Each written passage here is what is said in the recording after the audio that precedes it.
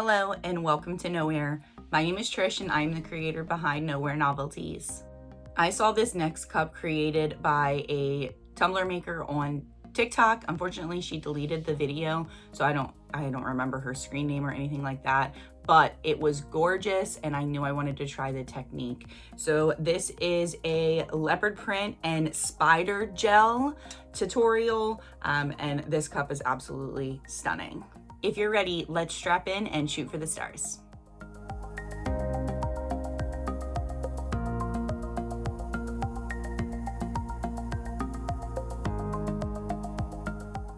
I have a 30-ounce skinny straight from Maker Flow Crafts base painted speeding ticket from Color Shot. And then I have these gold leaf sheets from Amazon. I'll have them linked below in the description box. I'm taking some tack it over and over and on like a stiff chip brush. I'm getting like just a little bit on like the very tips of the bristles so that I can get like that brush stroke look with the tack it method. So I'm going to alternate from like the bottom up, like the bottom rim up, and then the top rim down. And I'm also going to have a few sections within the middle of the cup just to give it like a very organic look. Now, I'm personally impatient and I use a heat gun to help speed up the drying process of the tacket. And once it turns clear, because you can see that it's white right now, so once the tacket turns clear, it's going to still be tacky, but ready to, apply something over it. In this case, it's going to be the foil leaf sheets. Now, let me be very upfront and honest.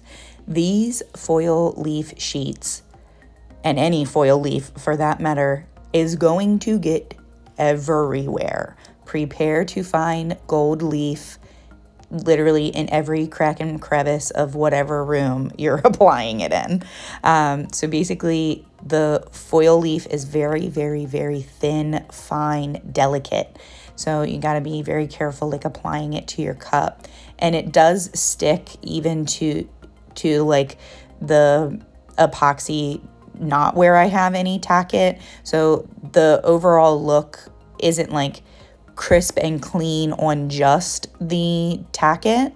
It did kind of disperse throughout the whole cup, but I really liked it. I use a dry chip brush to really like burnish it down onto the tacket and like push off the excess. So that's how I personally do it. I'm sure there's probably a better method, but this is how it works for me, even though it is an absolute mess.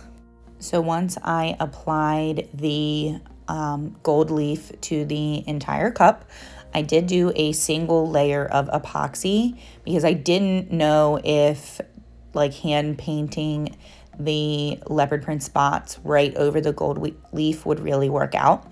So I did a single coat of epoxy just to make sure the cup was nice and smooth. And then I was ready to start hand painting those leopard print spots.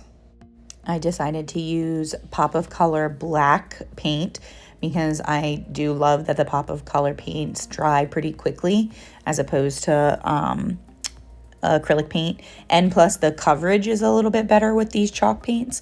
So literally all I'm going to do is hand paint only the like main streaks of the gold leaf. I don't want any of the leopard print spots to kind of meld and go over into the red. I want it to look like very crisp, and like the cheetah spots or the leopard print spots are only on the gold leaf. The key to hand painting leopard print is making sure that like you're rotating your little C shapes so that they don't all go in the same direction. And then some of the C shapes you want to close with just a dot. Some of the C shapes you want to close with a, opposite side C shape. So you want like two C shapes together. And you can also close it with like almost a semicolon. You want like a small dot with another small like curved piece. And then you also want to add just like smaller, just single dots. Like you don't want the C shape. So that's really how to make hand painted leopard print look as organic as possible. It is a little bit tedious and a little bit time consuming, so I'm not going to show me hand painting the entire cup. It would make this video far too long, but you're just going to repeat this process only in the gold leaf sections. And once the spots are completely dry, I decided to go ahead with my next step without adding any epoxy. I think it turned out fine. This was my very first time using spider gel, which, if you don't know what that is, it's essentially like nail gel that you put over like nail paints, basically. It does cure with a UV light. And spider gel, when you grab it with a little dotting tool that I have here and like pull upwards, it creates like tiny spider web like strings of this gel. And this is my first time using it, so I don't know if I was the best at it, but I kind of get the hang of it after a few tries.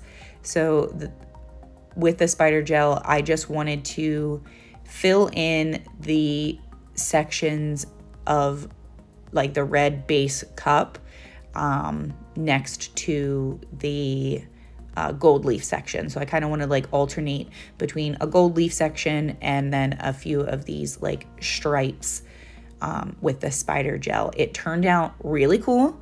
After a few of these sections were done, I let it cure under the UV light for 60 seconds and then moved on to one or two other sections. And that's kind of how I managed to do the entire cup. And then I epoxied over the spider gel twice, and I did make sure that the spider gel was completely cured before using my regular like 2-part epoxy resin, because I did not want to risk like any sort of like reaction between the two types of epoxy or anything along that line. Once the spider gel is fully cured, you then do 2 coats of epoxy to seal everything, and this cup is beautifully finished. If you like this tutorial, please like and subscribe. I hope to see you all next time. Bye now.